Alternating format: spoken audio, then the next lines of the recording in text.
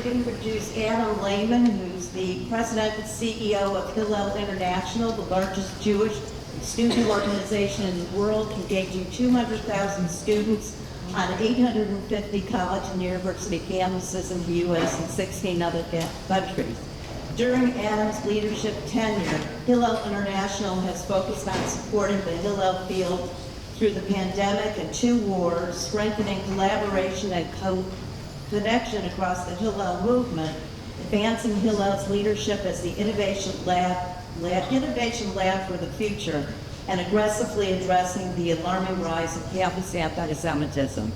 After beginning his career in mergers and acquisitions at Skadden Arps, Adam spent 2 decades as an executive and entrepreneur, developing and growing a variety of new technology, marketing, and media ventures, including as senior vice president at AOL.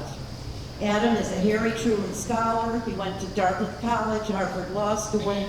He is a board member in the past at the Jewish Federation of Greater Washington, Beth Shalom Congregation of Talmud Torah and Fair Chance, D.C., and is a volunteer at the Charles E. Smith Jewish Day School and Camp Ramah of New England. Adam has also been active in the Jewish art scene as the author of a series of plays inspired by the Jewish holidays, and is a founding member of the DC-based Jewish a cappella group Jukebox. As you can see, he's been a very busy guy, and I'm honored to introduce fellow Ohlman Chautauquan Adam Lehman. Thank you very much. Thank you, Esther, and thank you, Wendy, for the lovely introduction. As a Chautauquan, it's really special to be able to share with this group about the topics that we're going to cover today, but also to have this sense of Jewish community at Chautauqua. It doesn't just happen, so kol hakavod to Esther and really everyone who has helped to create this warm community. It's a good example of what we try to do on campus every day. I'm going to spend a lot of time today talking about anti-Semitism on campus, the challenges, how we're responding to it. Before getting into that content, I do want to recognize we're in the days of Av. We're in a moment of sorrow as we think back to major loss for the Jewish people within Jewish history. We'll tomorrow night begin commemorating Tisha B'Av, this most sorrowful day, noting the loss of and destruction of both of the holy temples and other major losses in Jewish history.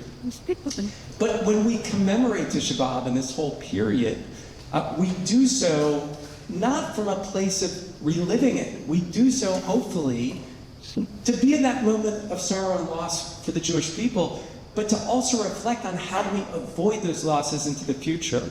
And as I talk about what is challenging and difficult in terms of certain issues facing Jewish students on campus, I invite you not to approach this topic from a place of despair or fear or a sense of tragic loss, but I invite you to approach it from a place of recognizing challenge, but also recognizing what is good and positive on campus and everything we will do to address what is a challenge.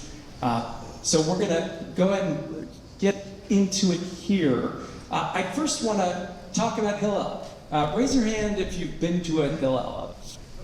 Pretty good. So I don't need to spend a lot of time on what Hillel is, but I'll give you a thumbnail in terms of, for those who didn't raise your hands, or even those who did, how we're thinking about ourselves and our work today. We're the largest Jewish campus organization in the world, and we're really built on core principles of pluralism and inclusivity. We are all about opening our doors to every young person who wants to experience Jewish life, who sees potential value from being a part of a Jewish community.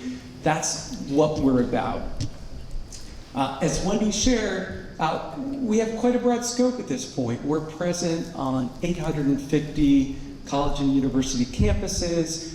Our work is primarily in North America, in the US and Canada, but we are present in 14 other countries. And I must say, even though we won't likely spend a lot of time talking about our global scope, we have 43 Hillel professionals in Ukraine who have been absolute heroes over the last several years, serving more than 1,000 Jewish students who are active through Hillel in Ukraine. We've had 3 of our 5 Hillels bombed and destroyed. Thank God no one was injured or killed in those attacks, but it really hits home what we're about and what I think you all appreciate. Being Jewish is being a part of a global people, and the challenges and successes are about what we do across the world. We're more than 100 years old now. We were founded in 1923 at the University of Illinois in Urbana-Champaign, and we're powered by our professionals. We have 1,200 amazing Hillel professionals, some rabbis, some executive directors, folks coming from all sorts of different backgrounds and pursuits.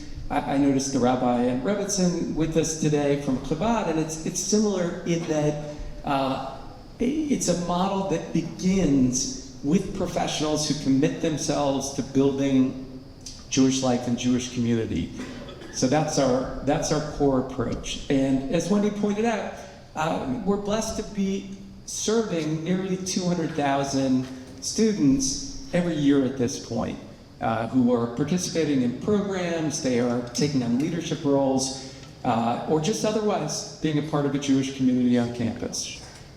So now I want to talk about the issues of campus anti-Semitism, and we're going to get into it in terms of some statistics, in terms of some stories that bring those statistics to life, and then we'll shift to talking about what we're doing about it through our work at Hillel, and where I see trends going, and there's going to be really ample time for Q&A after I share some of this data and some of these perspectives.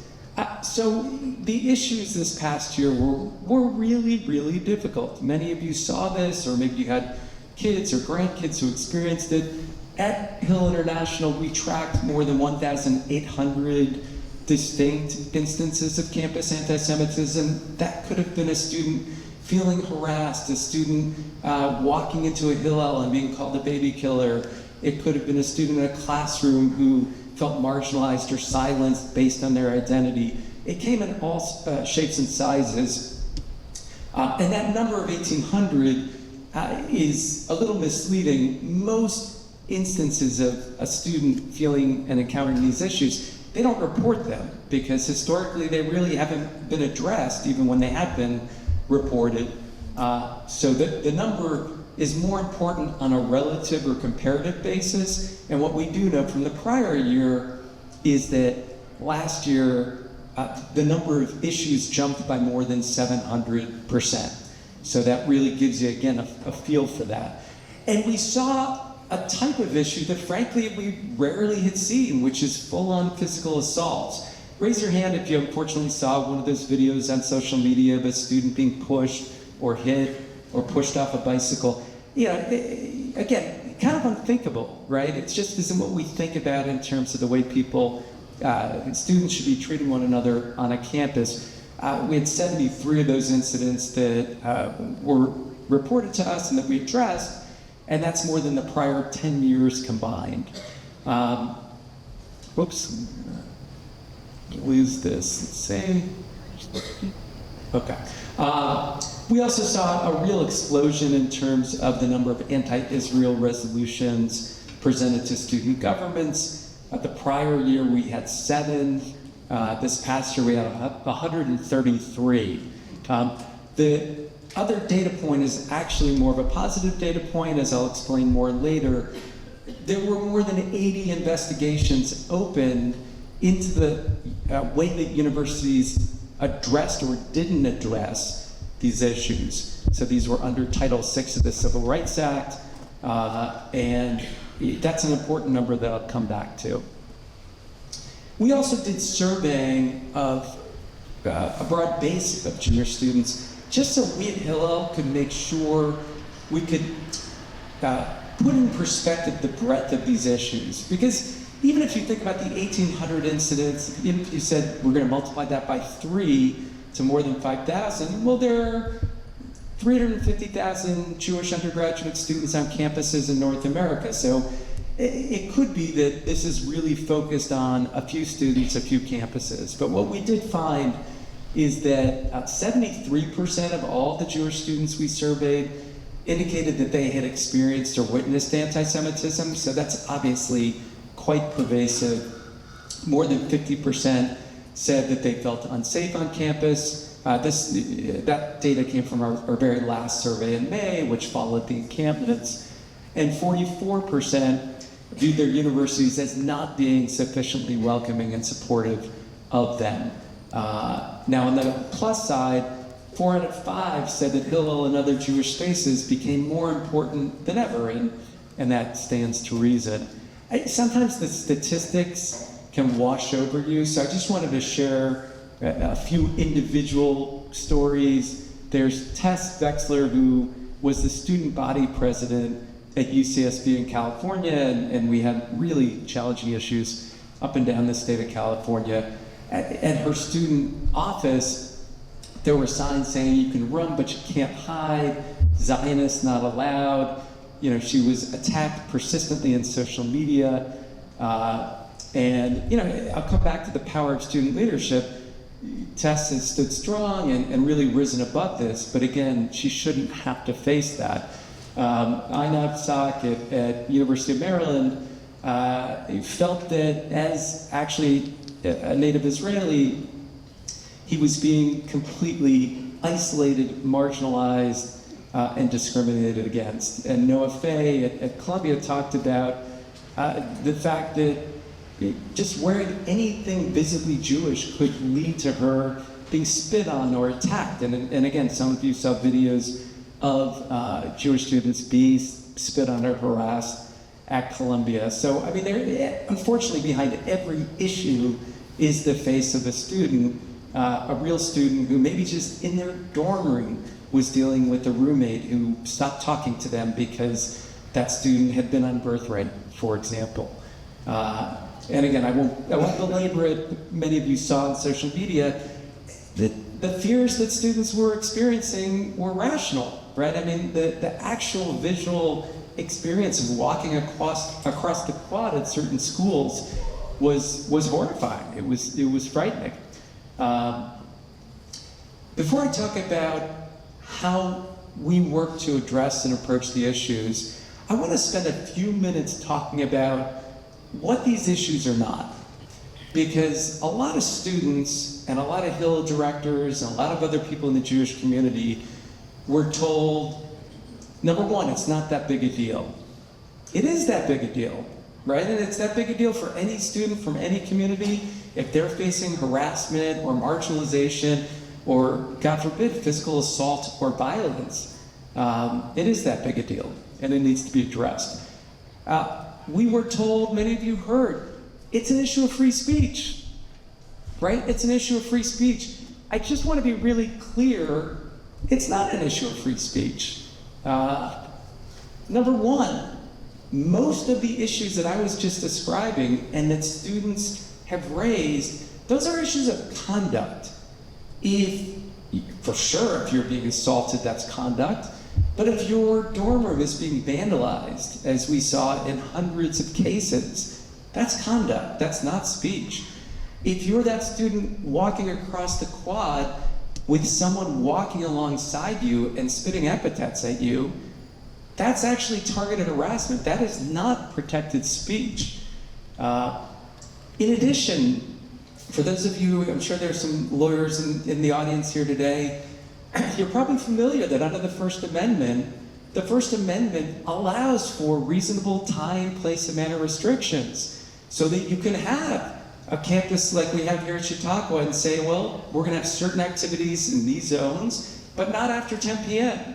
or not in a way that creates these other secondary issues. And so much of the protest activity that got out of control blatantly violated time, place, and manner restrictions over and over and over. Again, not about free speech. As I'll continue to talk about, we fortunately at the university level have the benefit of protection under Title VI of the Civil Rights Act. It says that It's there so that all students have equal access to educational opportunity. And the standard around it is that a university cannot allow a pervasively hostile and discriminatory environment to exist for ethnic minorities like Jewish students. And there were people along the way who, let's see, I keep losing this. Today. There we go. There were people along the way who would say, well, yes, but Title VI doesn't apply if someone's exercising their free speech rights. One of the things I'll share with you that we did was to lobby aggressively with the federal government, including to make sure they clarified, which they did, that Title VI does not have an exception for free speech. You, as a university, need to maintain that safe, welcoming environment, even with protections of free speech being afforded. Raise your hand if you watched the testimony of the 3 presidents in Congress. Pretty much everyone, right? Now, how many of those presidents talked about the importance of the First Amendment and free speech? Pretty much all 3, at least in that first hearing. How many of those universities were private universities? All 3. Private universities are actually not subject to strict First Amendment protection. So I go through this so that even as you all are thinking about, well, how do we balance these issues, we're at least doing so from a place of understanding, not an issue of free speech. So many issues arise in the classroom, and we hear, well, academic freedom. And listen, this again, as the Chautauqua institution is such a sacred place in terms of promoting free ideas and free expression, and we want that, and that's so critical here, but certainly on our university campuses. But when a professor of physics says, I want to rant about why I believe Israel is the source of all evil in the world, that's actually not part of academic freedom. There is no principle from the American Association of University Professors that says you can just rant about unrelated political content and hide behind the idea of academic freedom. Same thing, we saw dozens of cases of, in the spring, faculty holding classes inside the encampments. Not okay, not an issue of academic freedom. Finally, we hear about this as an issue of Middle East peace. And I'm sure many of us, or maybe all of us, pray virtually daily for an end to violence and war in the Middle East. We pray for safety and security for Israel, and we pray for safety, security, and dignity for Palestinians and other people living in and across the region. That's not the issue on campus. That's not the issue that animated so many Jewish students feeling attacked. We had Jewish students who would go up and say, I'd love to talk to you in the encampment about a 2-state solution. No one was interested in talking about a 2-state solution. The language, the rhetoric was consistent across the core of these protests. It was eliminationist. It was about the complete destruction of the Jewish and democratic state of Israel.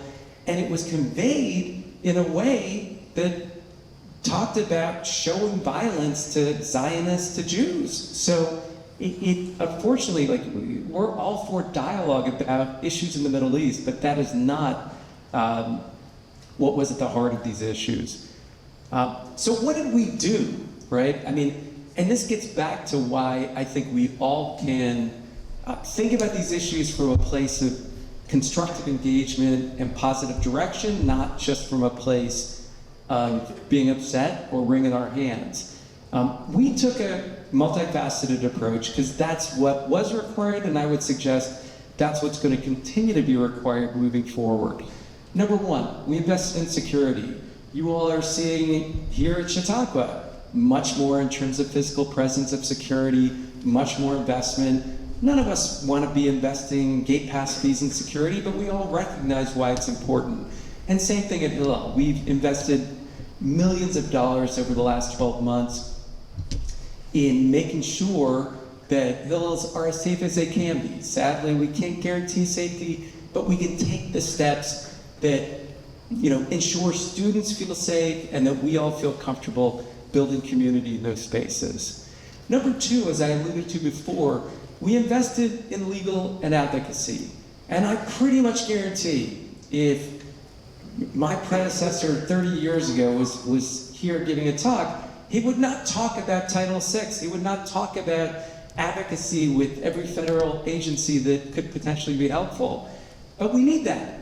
We need that. And it actually, I must say, has made an enormous difference. I am talking twice a week to senior officials at the Department of Education, and they are doing important work in this arena. As I mentioned before, they've opened many dozens of Title VI investigations, which in turn are translating into settlements of those investigations, which in turn are creating new standards for how universities have to approach issues. Because at the end of the day, and I see a few students who I know who are on campus today, if a student walks in, at a minimum, what we want is when they raise a serious issue, that they get a serious, forceful response. And these investigations are actually moving us in that direction. I will figure out by the end of this presentation what I need to do to keep this thing alive. Or maybe I won't. Go ahead. So, number three, crisis response. Every single issue that I mentioned, Switch to presentation mode. I was there before. Let me see if I can go back. It defaulted back out of it. Thank you. See, collective wisdom. Thank you. A community that thinks together, succeeds together. Crisis response. There you go. This is another thing I think it's important you leave understanding. Every single issue I mentioned, we didn't sit there and document it and wring our hands. We had a team on the ground. I mentioned you the 1,200 Hillel professionals who turned their lives upside down over this last year to be available for every Jewish student who had an issue where we could discern an issue existed. We also had SWAT teams who literally could drop in with communications expertise, with legal expertise, with security expertise. So that's part of what we did. I'm gonna talk a little more about university policies later, but changing the core way that universities approach these issues is gonna be critical to our long-term success. Wellness support. We actually deploy new wellness programs, mental health counselors, and other resources for students, but also for staff. Because again, staff really have felt the stress of this past year.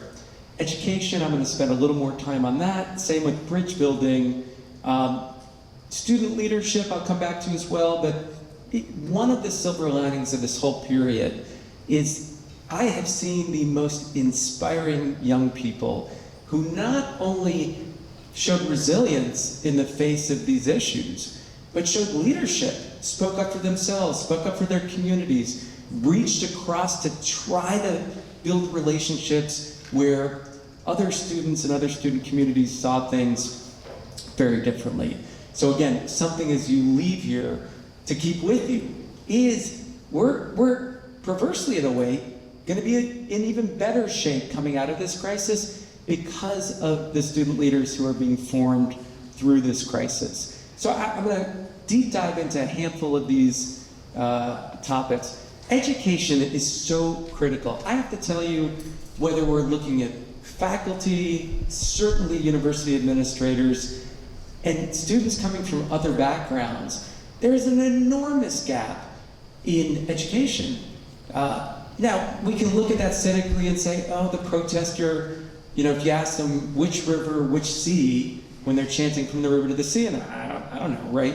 So there's a cynical side of that, but the positive side is, number one, Jewish students need to have access to education, to at least understand from diverse, multiple perspectives, but what is the history of Israel? How does Israel relate to Jewish identity? How do we think about the conflicts that are going on right now in Gaza and beyond? So we've made it a priority to bring educators, Raith Al-Amari, who was one of the Palestinian negotiators for the year 2000 efforts at a peace deal. David Makovsky, Ambassador Dennis Ross, Sarah Hurwitz, former speechwriter for Michelle and President Obama.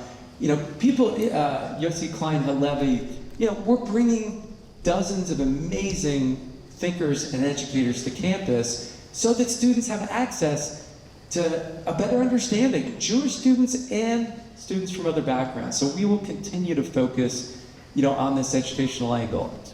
As I mentioned, we had to improve policy, so we created something called the Campus Climate Initiative. It's really a simple formulation.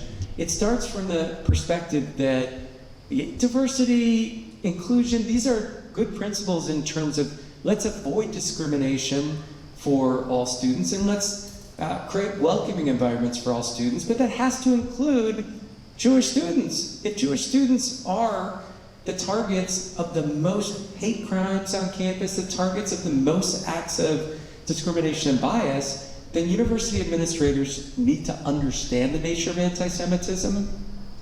They need to understand how it manifests today and why certain ways of demonizing Israel translate to a blood libel, for example. How does that relate back in history to ways that anti-Semitism has been weaponized against all Jewish people? So through the Campus Climate Initiative, there's a core education component for top administrators at a participating university, and then we work with them on policy change. How do we make sure that when a Jewish student comes in and talks about being harassed by a roommate, they're not told, we don't handle that here because that's a political issue. No one asks them what they think about Israel, Palestinians, Judaism, Islam, anything, right? So how do we sensitize and change the bias reporting structure in that case? How do we change the enforcement approaches so that speaking of equity, if there is anti-Black racism, for example, and there's an enforcement approach applied to that racism, well, when there is anti-Semitism, let's make sure there's a consistent approach in terms of how codes of conduct and rules are enforced. We now have more than 75 major universities participating with us in this program. In fact, we'll have 75 university presidents next month in Washington talking about what can they do to make their schools more welcoming and safer in the face of these issues. As I mentioned, we have also invested in ensuring that students facing these issues at least have appropriate legal recourse. We created something called the Campus Anti-Semitism Legal Line, together with the Brandeis Center and the ADL. And this is a way that any Jewish student who believes that their civil rights have been violated has a number to call with trained lawyers on the other side of this. Gibson Dunn and other law firms are providing pro bono service. And again, it's just a great comfort to students, to Hillel professionals, and others to know that if there's an issue, there's someone on the other end of this legal line who can help them navigate that issue. We're not going to lawyer our way out of the issue, even though, again, we need to provide recourse to students. I talked about the critical role of education, and bridge building has to be a part of the solution. The two go together.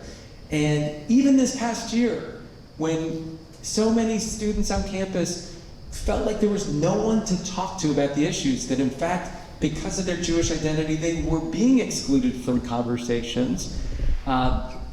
Even in that year, we provided our Hillel professionals and student leaders with training. And how do you dialogue across difference?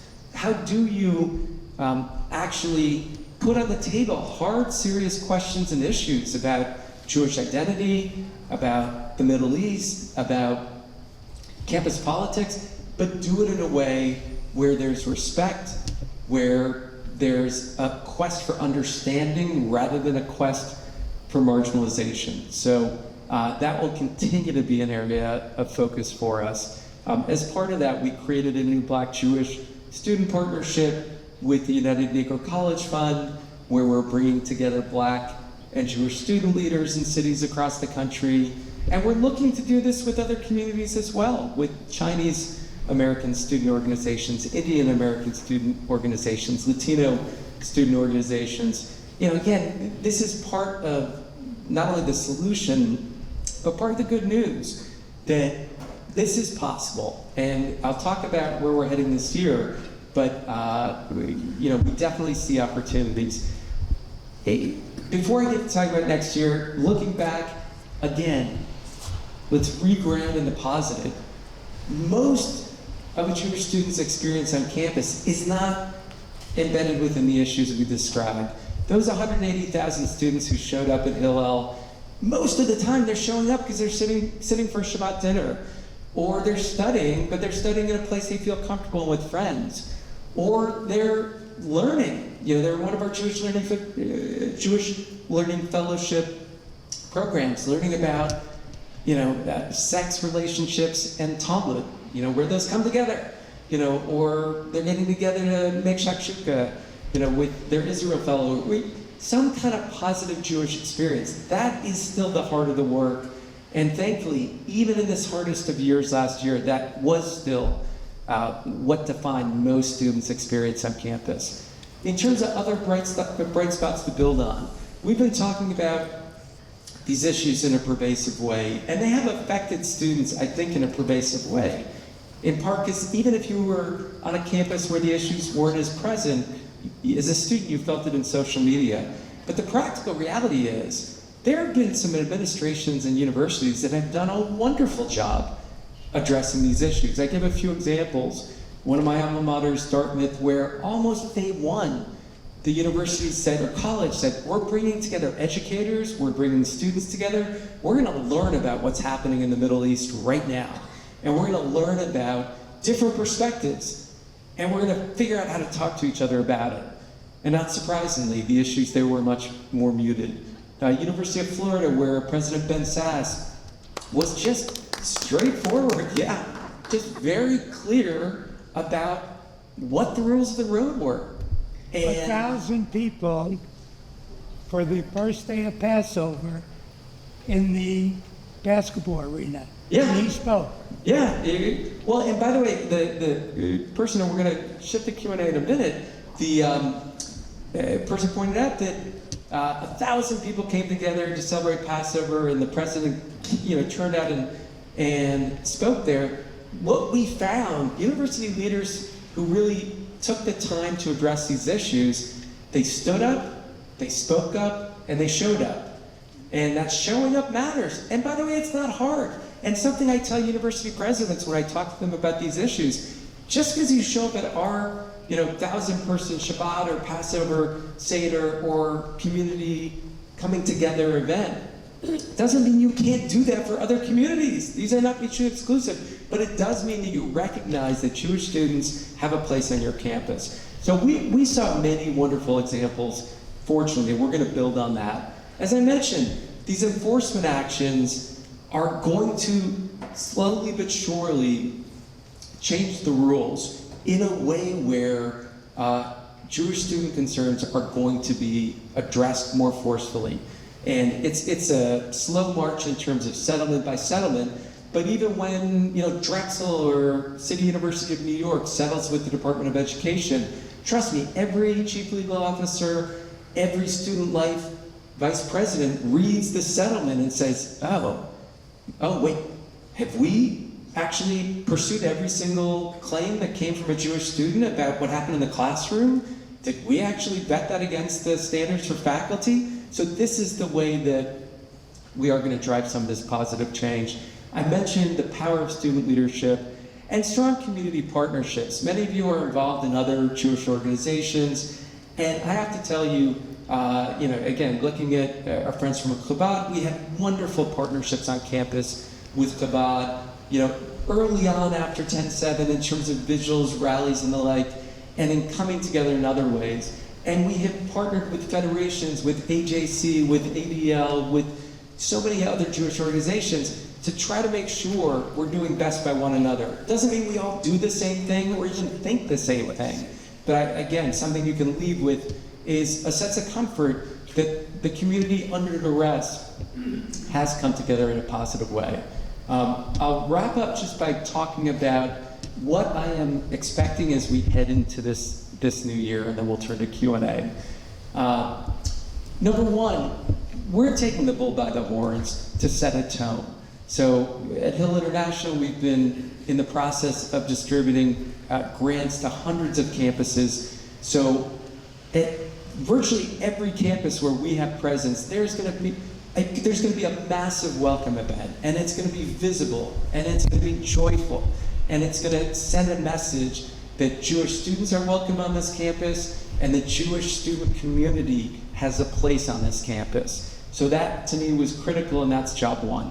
Number two, we're putting out a new student toolkit by Labor Day, so that, again, if you're a student who's encountered an issue, you have access with the click of a few mouse clicks to great educational content and simple. How do I understand what I'm looking at on CNN? Or how do I respond to this student in a classroom who is really talking in ways that feel harassing and offensive? Who do I call if I have an issue? What are my rights? So that new student toolkit will be available. We just a week ago issued clear guidance to universities so that every university, the ones who have been really strong, but in particular the ones who haven't, know what the standard is. And we kept it simple. We said publish your rules, have clear codes of conduct and policies. They're content neutral. They should apply to all student groups, but be clear about what the rules are. Enforce your rules. Don't get run over by students or non-students who represented more than half of the people that we encountered at encampments. You know, have your rules, enforce your rules, educate your community, and pay attention to the special needs of Jewish students in the context of this year.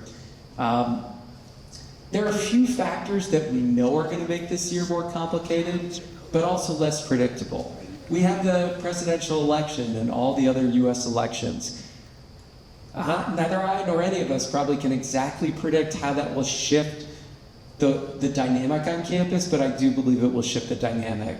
And I believe it's going to move us from where there was one issue this past year, which was the 10/7, the Israeli response, and then this massive campaign to delegitimize Israel.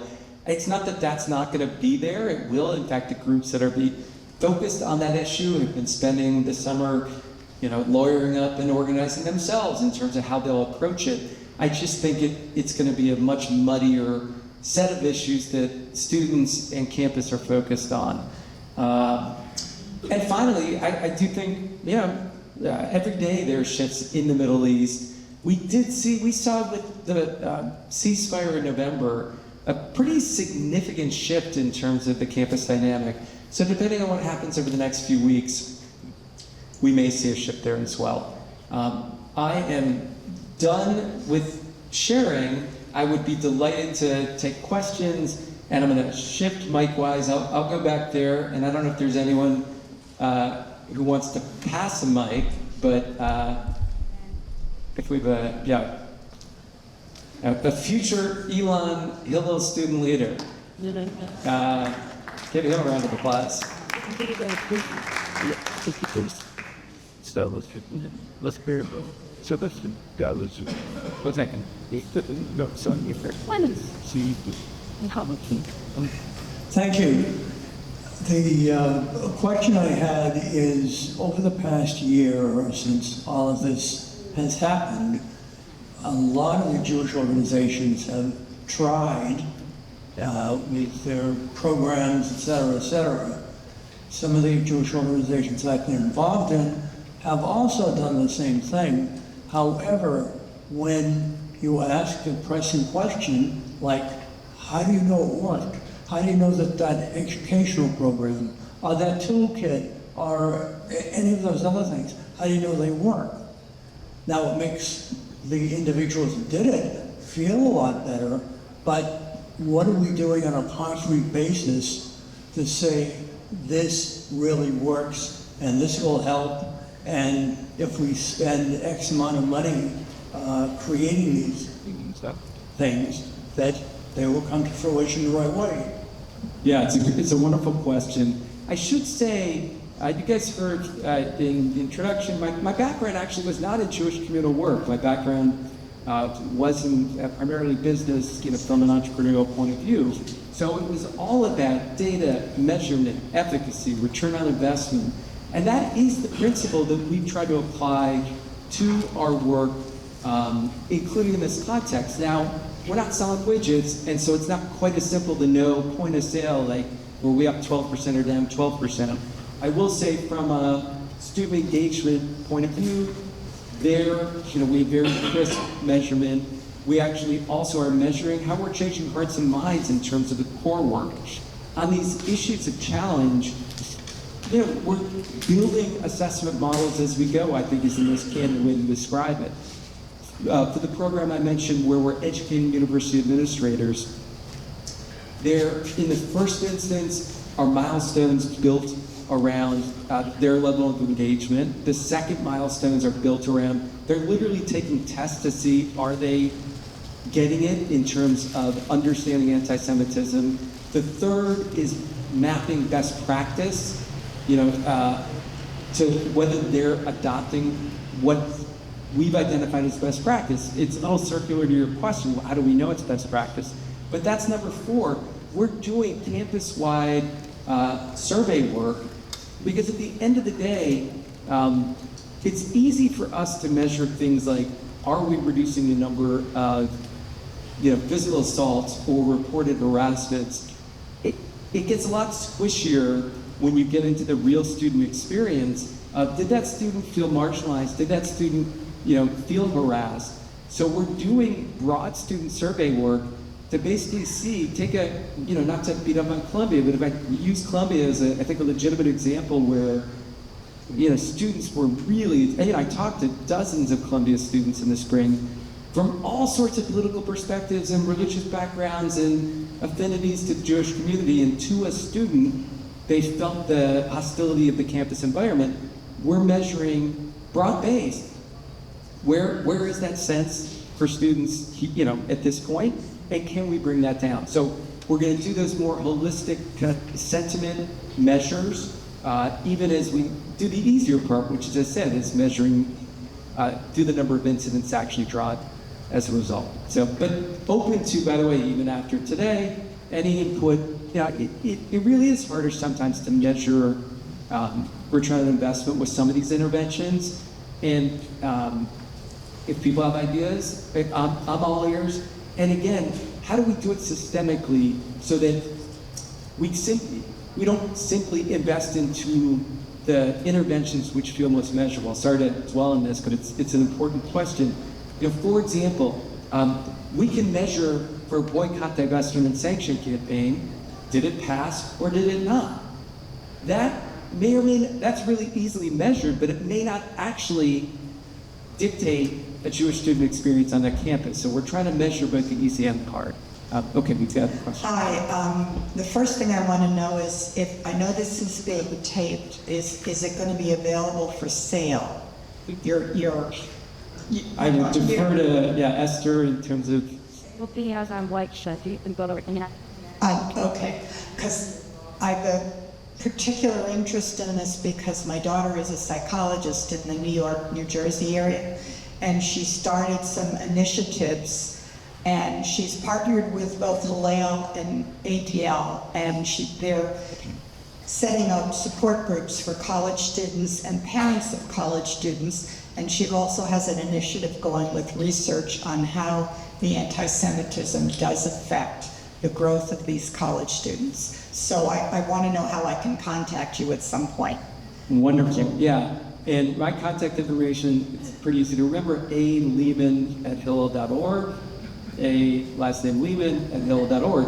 I'm glad you raised the point in terms of psychological intervention.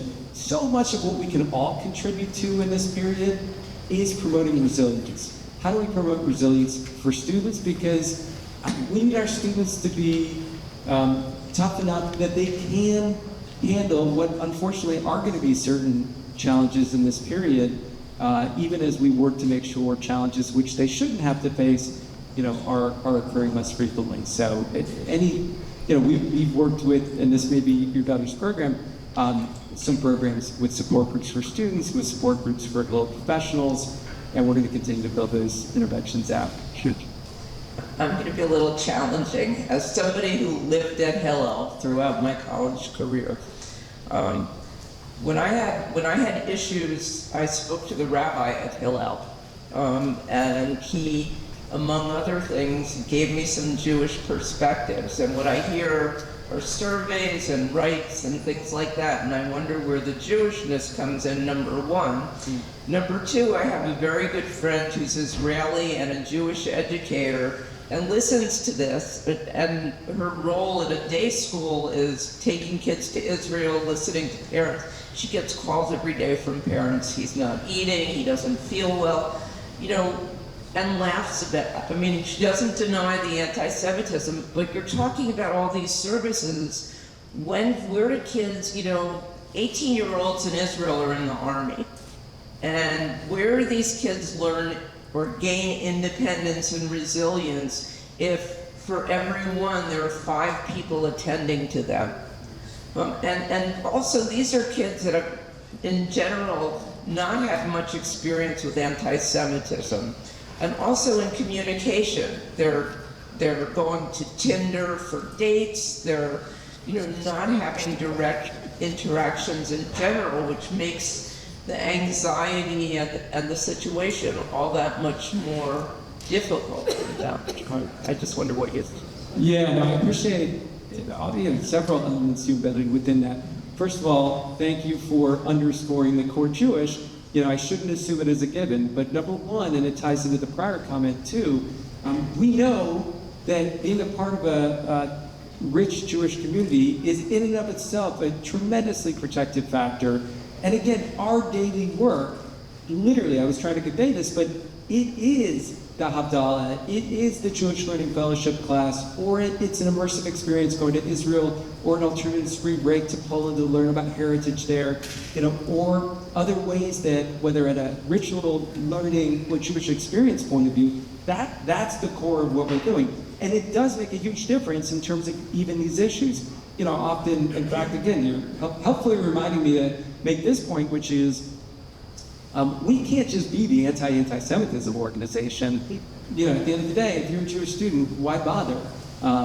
The most potent long-term antidote of the work is building rich Jewish community and Jewish experience for the young people we serve. What we have found, and why this presentation, as the topic, can feel more technocratic, is if we don't create the conditions for Jewish students to be able to comfortably engage in Jewish life, then we can't do the main job.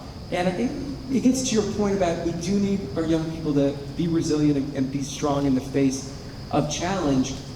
But at the end of the day, they're not in Israel. There's a totality of what it means to grow up in Israel and be a part of that culture and society. And there's a totality of what it means to grow up here and go to college. And I do believe that a young Jewish person for sure should be tough, resilient, and able to deal with challenge, but they shouldn't have to do that at 5 times the level of challenge that the student who's their roommate does. And that's part of what we're getting at. Final point, just on your comment, some of the most powerful work at a support level that gets done is with our rabbis. We have more than 100 rabbis spread across our hills. We've actually, this year, we're doubling the number of, we call them Ezra Fellows. Separate topic for another time is there is an absolute crisis in terms of the rabbinic pipeline. It's greater outside of traditional Orthodoxy.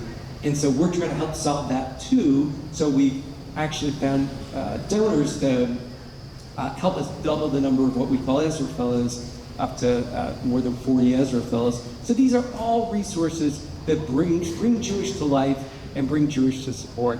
We'll keep going, and then I don't know how to go. I guess the last from the left side over here. What success, if any, have you had with other denominations coordinating? And where you've had successes, have that been because of leadership or their perspective of what their creed is? Yeah, Hillel, one of the things that makes our organization, I think, both unique and also so powerful is there's an enormous diversity as you look across all the campuses where we're present and the approaches. And typically, the most important things that happen are not top down, they're bottoms up. I say that because we've had some really wonderful partnerships at a faith level on certain campuses. Because Syracuse comes to mind, Elon actually comes to mind, Duke comes to mind. And where we've had that success, it has tended to be because the leadership of those organizations, student but often professional, are making it a priority. The other thing that we could look askance at this or just acknowledge the reality of our world, most of the people I talk to are finding success with those interfaith partnerships are keeping it quiet. Because once they make a big deal out of it, either have a video about it, or even on campus, try to make it too big a group or too much of a focal point, it actually kind of kills the golden goose. Now we're gonna, as I said before, keep working on the skill building so that that's a little bit easier. But for now, we're gonna appreciate the the positive signals that are at least taking place on certain campuses. We are, I should say, too, again, thankfully we have wonderful philanthropic partners. Based on an inquiry up from one of them, we are growing the number of micro grants that we provide for specific interfaith partnership, because that does make a difference. If you literally, college kids love free food, and sometimes that transcends issues. And so, if we can provide $2,000 that pays for it, it's like the pizza after Shabbat here on the lake. We're trying to grease the wheels in that section. Yeah. Sir, Yes. my wife and I have some skin in this game. We have a granddaughter at a grad school at Columbia and two twin grandsons starting college. My question is, what should parents and grandparents, other than giving money, which is the easiest thing to do, how can they get involved in this situation? Yeah, it's a great question. Listen, I'll start with your caveat. Giving financial support to organizations that you see doing impactful work does make a huge difference, because that is the way the system is set up in terms of effective organizations being able to execute. But beyond that, one thing, we're very relationship oriented at Hillel. Sometimes we talk about people, not programs. And the thinking there is that getting to know a student makes a huge difference. Having a student feel heard, seen, and engaged makes a huge difference. So for parents and grandparents, checking in with your kids or grandkids regularly, not assuming anything, oh my God, is it horrible? But just checking in. How's it going? How's it going Jewishly? How's it going in class? Like that actually can make a really big difference. An additional thing that we see from parents and grandparents is we're like most nonprofit organizations, we're lay-led. We have volunteer board members. We have folks bringing expertise on committees or task forces. And so, for example, whether it's Columbia or the other schools where your grandkids are going to attend, you can reach out to a Hillel director, a Chabad couple, and ask, what kind of expertise are you missing? It may be accounting, it may be legal, it may be rabbinic, but there are all sorts of ways to contribute at that level as well, and all of them make a difference. Thank you for the question. Hi, Yeah, right here. So I'd like to talk briefly, or ask you to talk briefly about the demonstrations themselves. We've all seen the demonstrations on TV. We've seen the social media, the violence and so forth. I'm trying to learn if there are any demonstrations against, for example, Israeli policies or actions or politics that would not be considered anti-Semitic, or that have not been violent, or that how would can you use your experience to give us any examples? Are there any universities that have seen these types of demonstrations? Anything you could help us understand more of that aspect? Absolutely, and I think it's really important because if, as a Jewish community, we're perceived as treating every protest against, whether it's Israeli policy, whether it's conduct of the war, or whatever it may be, as anti-Semitic, then you start to lose credibility, particularly in campus corridors where the administrators I talk to, they're hearing from student communities, family members, and advocates for all sorts of other communities. So to answer the question more directly, we have seen countless examples of protests that have actually been safe, that have been calm, that have been according to rules. So it can be done. And I sat with, I'll just give an anecdote, University of Miami, where at the time, he's now moving, but Julio Frank was the president, and I was talking to their student affairs people. After, this was I think November, there were a group of students who wanted to put together a protest against Israel in that moment. The student affairs team was in regular dialogue with the students who wanted to organize the protest. The people organizing the protest agreed to the policies of the university. That included President Frank, as a private university, took the position that he believed hate speech was not appropriate for his campus and their campus. And so there was actually communication with the protesters around the language that would be used so that it would not branch into, some reference Columbia, Zionists shouldn't be allowed to live, but would be focused on whatever the policies at issue were. So absolutely, and I do think, again, famous last words, and I'm not going to say it in this large group, that, everything's going to be fine, because it won't be. It'll be messy. But I do think that universities are fortunately paying more attention to what are the practices that will lead to more productive protest activity or conflict in a way that doesn't produce the issues that we're most concerned about. So I would, back here, Yeah. so I would like to address the questions about resilience and what can parents and grandparents do. Educate your children earlier than college. By the time they are in college, they don't have, as somebody who's taught Hebrew school since 1972, somebody who's worked at, somebody who has a connection with Jewish camping since 1972, our kids would be more resilient if they had the information that they could use with confidence against those who don't have information. And what you had said before about the importance of education, the importance about dialogue, if our kids felt more comfortable in dialogue with people who don't know history and don't know culture, then of course they're going to be very wary about answering questions and face-to-face with the protesters because they don't have that background. Just an observation. And another piece to that is, as a rabbi of the congregation, I often find parents themselves, in a variety of different circumstances, may not be as fully prepared to educate their children.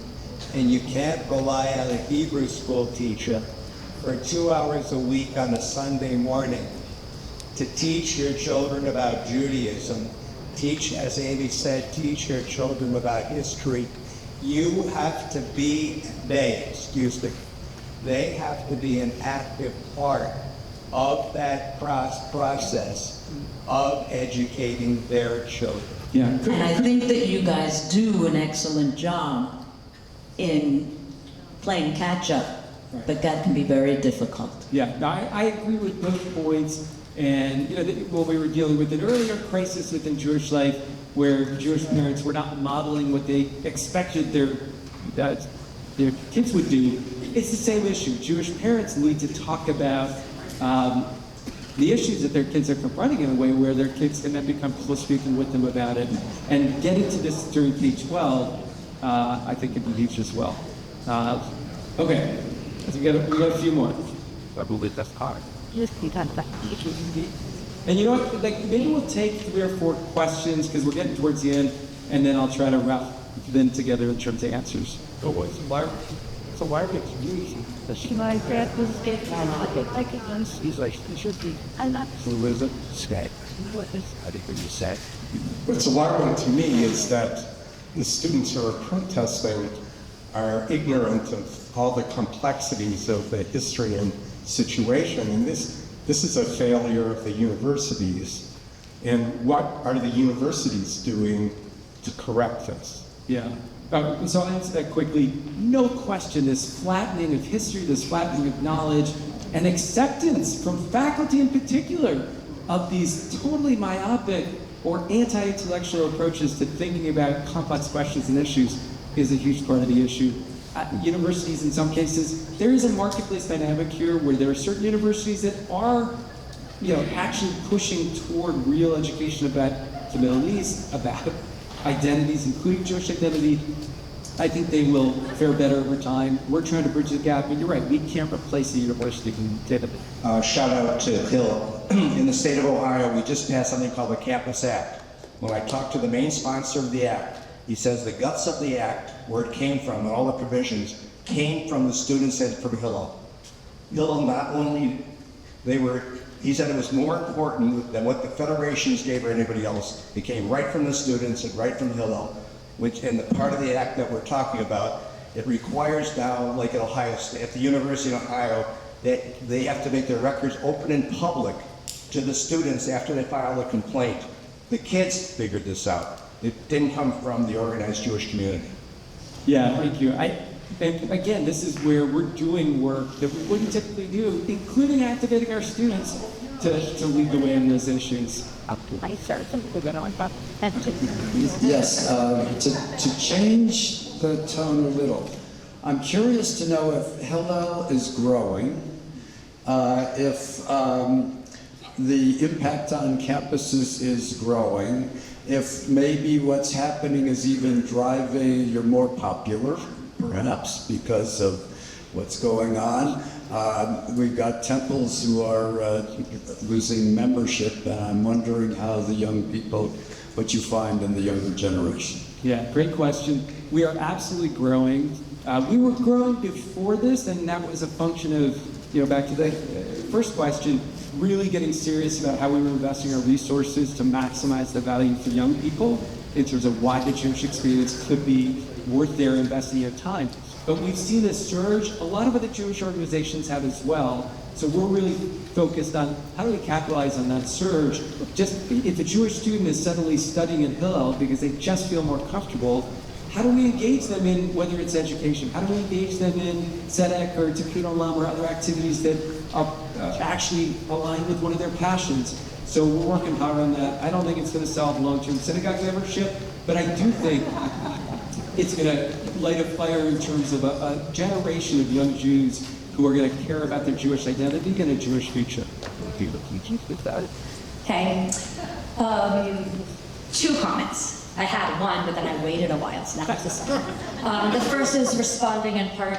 The first is a comment, not a question, but the person who had asked about what parents and grandparents can do.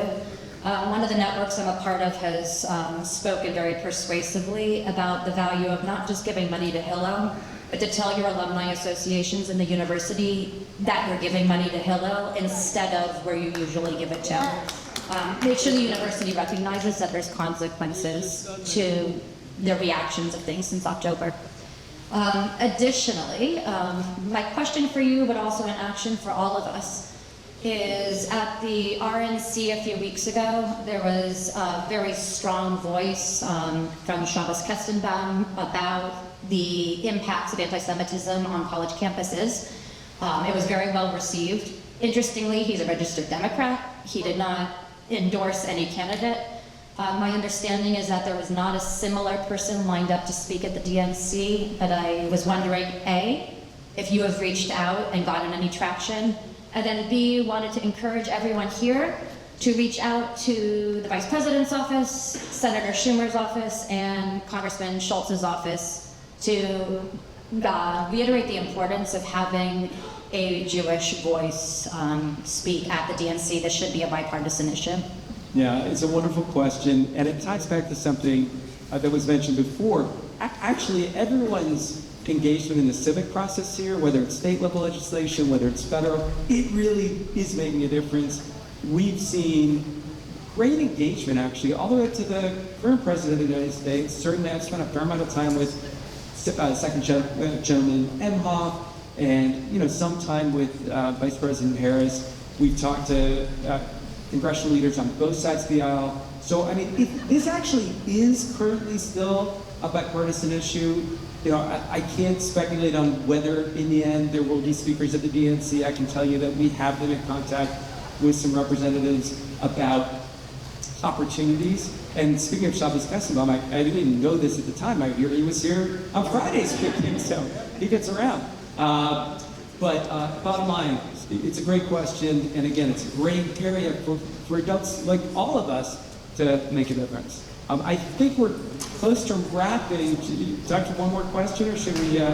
One more. I've got the microphone. Yeah, you got it. So at the University of Buffalo, Hillel organized rally after the October 7th events, and sadly, the students were afraid to come, so it was only a couple of Hillel people.